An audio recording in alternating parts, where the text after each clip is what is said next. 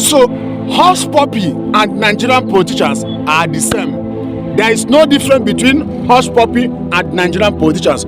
All of them are the same. If that hushpuppi is a politician in Nigeria, stealing our money, stealing Nigerian money, scamming the masses, stealing our money, go to white man country, drop it on their bank, helping them to grow their economic, they wouldn't arrest hushpuppi. But why? Because hushpuppi, they scam them. They scam the white people. That is why they arrest him. But our politicians here in Nigeria, they scam us, steal our money, stealing the money that belongs to Nigerians.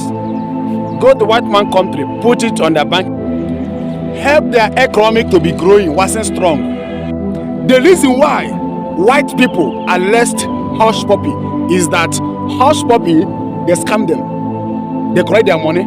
That is why they arrest him. But our leaders here in Nigeria, they will steal the money of millions of Nigerians. They will steal the money and carry it, go to the white man country, keep it on their bank. And those white people know, say, this money that our politicians bring to their bank, to their country, our politicians steal that money.